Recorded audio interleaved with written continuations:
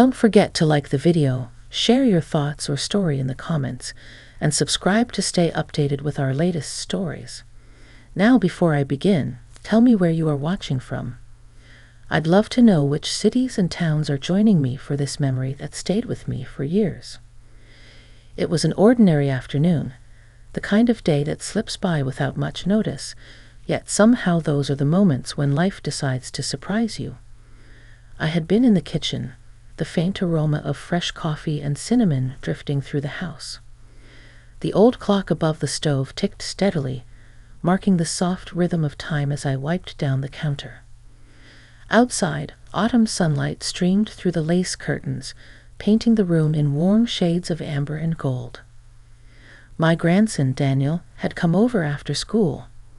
At 16, he was still a boy in so many ways, but I could see pieces of the man he would become beginning to show.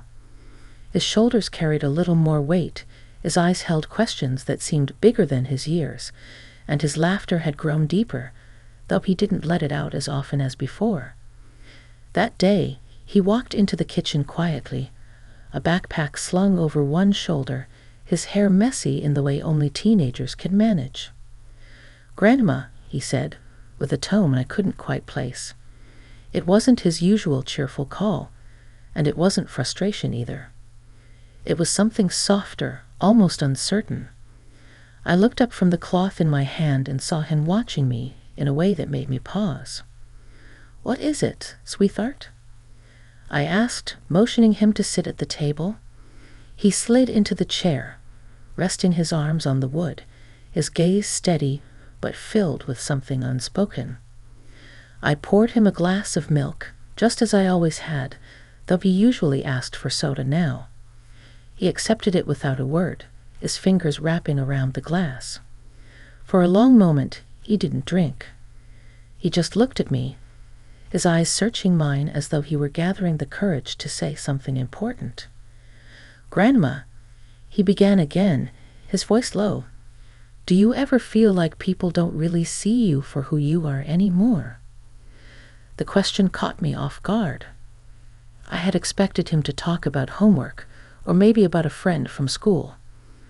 But instead, he reached right into the kind of thought that only comes late at night when the world is quiet. I set the cloth aside and pulled out the chair across from him. "I do," I admitted, slowly. "Sometimes, when you get older, people forget that you're still the same inside.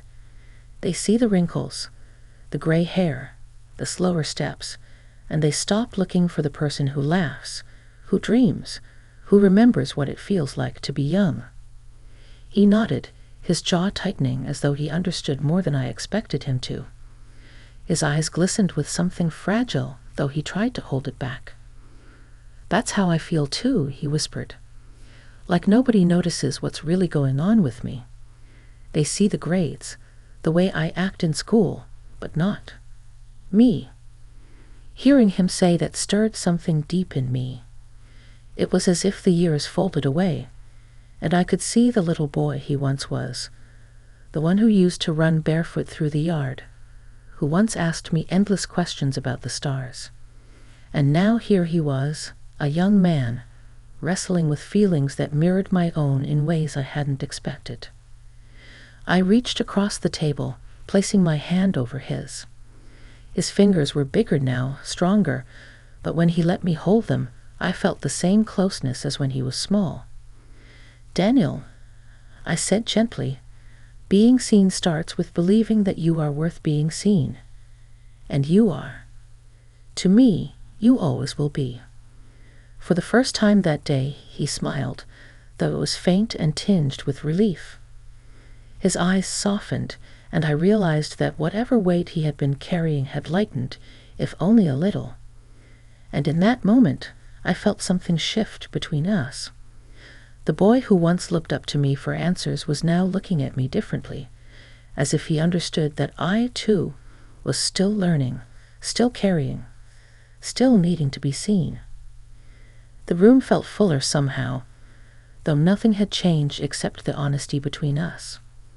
The clock ticked on, the sunlight shifted, and yet I knew I would remember that moment for years. because sometimes the most unexpected question can change the way you see yourself and the way you see the ones you love.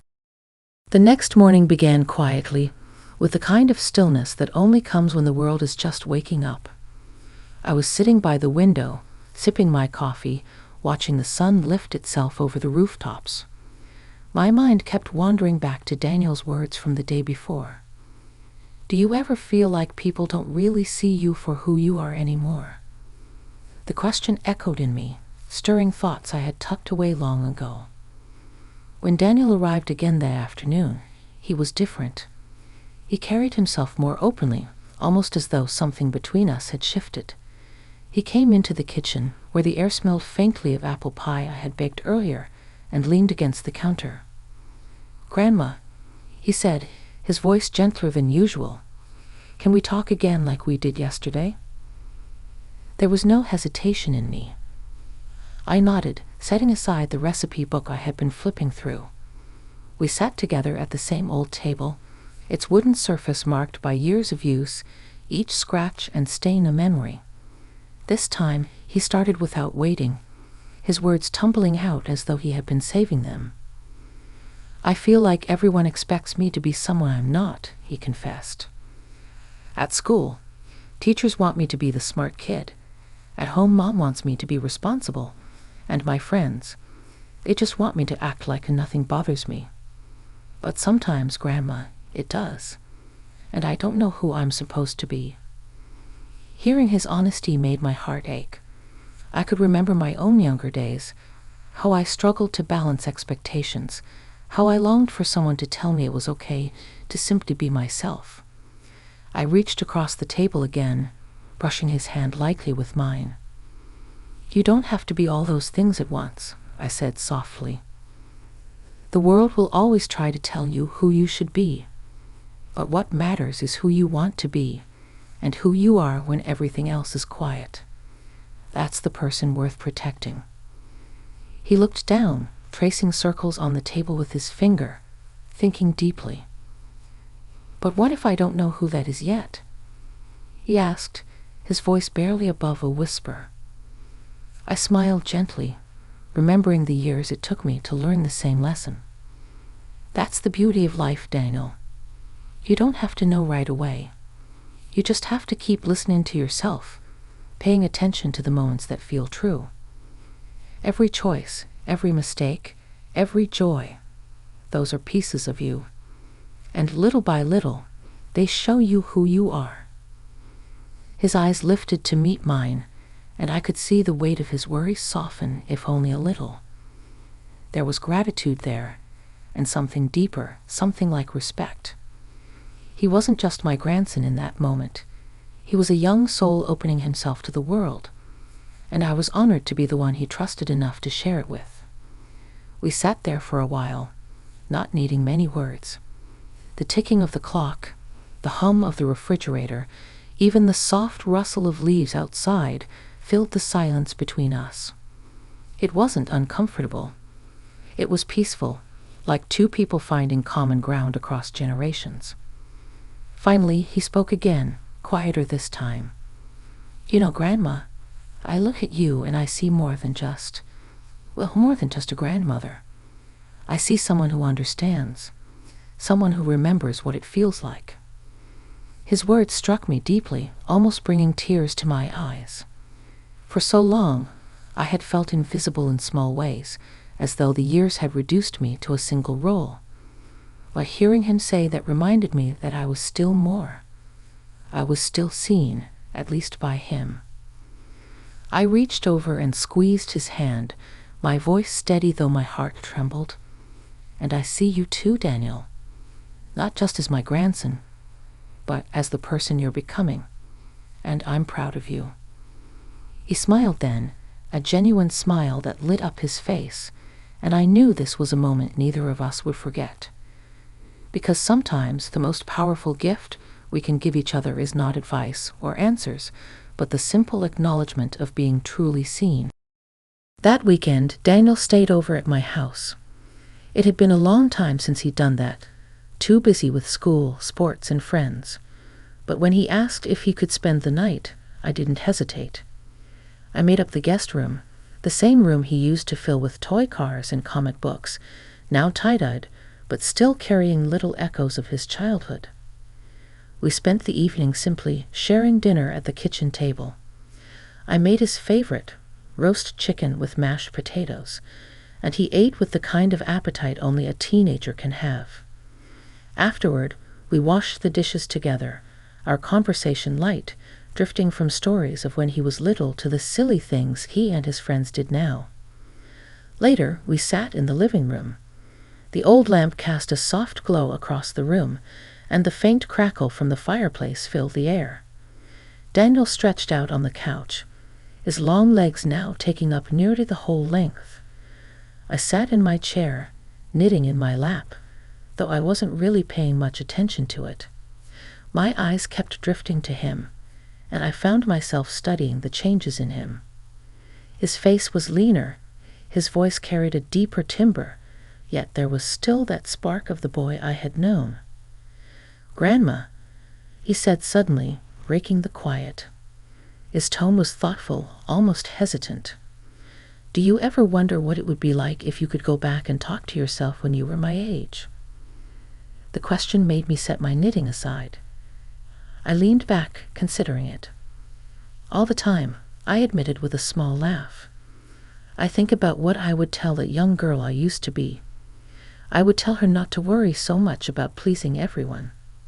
I'd remind her that she was stronger than she realized, and I would tell her to cherish the little things, moments like this one, because they matter more than she would ever know at the time." Daniel nodded, his eyes fixed on the fire, the reflection of the flames dancing in them. If I could talk to my future self, I'd ask him if I ever figured it all out, if I made the right choices, if I became someone worth being proud of. I leaned forward, my voice soft but steady. "Daniel, you don't need to wait for the future to know that. You're already someone to be proud of. Not because of what you've done or haven't done, but because you're brave enough to ask these questions, to care about the kind of person you're becoming." He looked at me then, really looked, and I felt the same shift I had sensed earlier that week. His eyes weren't just those of my grandson anymore. They held a depth, a recognition, as if he was beginning to see me as a person, not just a role in his life. After a long pause, he spoke again. "You know, Grandma, I think people don't always realize how much wisdom you carry. They see you as just older. But when I sit here with you, it feels like I'm learning things no one else is teaching me." Those words touched me deeply. For years, I had quietly wondered if my experiences still mattered in a world that seemed to move faster every day. Hearing him say that was like a quiet affirmation that I still had a place, a voice, a value. The rest of the evening unfolded gently. We played a board game we hadn't touched in years, and we laughed. Real laughter that warmed the room more than the fire. Before bed, he hugged me longer than usual, and in that embrace, I felt the bond between us grow stronger, rooted not just in love, but in understanding. That night, as I lay awake, I thought about how remarkable it was that one simple question, asked in the kitchen days ago, had opened a door between us. A door that allowed both of us to see and be seen in ways that felt deeper than before. I knew the journey wasn't over, that there were still things left unspoken, but I also knew something precious had begun. The next morning, the house was filled with the familiar sounds of breakfast, the clink of dishes, the faint hiss of bacon in the pan, the soft hum of the kettle on the stove. Daniel wandered in, still drowsy from sleep, his hair sticking up in every direction. He gave me a sleepy smile, the kind that reminded me of when he was a little boy padding into the kitchen in his pajamas. We ate together quietly, the sunlight streaming through the curtains and painting the table in soft gold. There was no rush, no distractions, just the two of us sharing a simple meal. When he finished, he set his fork down and leaned back, watching me with a look that caught me off guard again. "Grandma," he said, his voice clearer now. "I don't think I ever told you how much you mean to me. I know I don't always say it, but I notice things. I notice how you listen, how you don't judge, how you make me feel like I matter." He paused, his eyes steady on mine. "Yesterday, when you told me you saw me for who I was becoming, it made me feel like I wasn't invisible. It made me feel like I belonged." The words caught in my chest. For a moment, I couldn't speak. Tears welled up in my eyes, but they weren't heavy. They were light, the kind that come when your heart overflows. I reached across the table, taking his hand, and whispered, "And you've reminded me that I'm not invisible either. You've given me back a piece of myself I thought the world had forgotten." There was a silence between us then, but it wasn't empty. It was full, almost sacred, like the space between two notes in a song. It was the kind of silence that speaks more than words ever could. Later that day, I drove him home. The road was lined with trees whose leaves had begun to turn, a cascade of amber and red fluttering down in the breeze. He sat beside me, humming softly to a tune on the radio, and every so often he'd glance at me with a quiet smile. When we pulled up to his house, he didn't rush to get out like he usually did. Instead, he lingered, his hand on the door handle, then turned back to me. "Grandma," he said, "thanks for everything. Not just for this weekend, but for seeing me, for really seeing me." I reached over, brushing a strand of hair from his forehead like I had done countless times when he was small. "Thank you too, Daniel, for reminding me that being seen goes both ways." He gave me one last smile before heading inside, and as I watched him walk up the path, I felt a warmth spread through me that words can barely capture. It was more than pride. It was a sense of connection, of legacy, of love that reached beyond generations. That evening, as I sat alone in the quiet of my home, I thought about how life is full of moments that slip past unnoticed. But every once in a while, something happens, an unexpected question, a lingering look, a few honest words, that changes the way you see not only others, but yourself.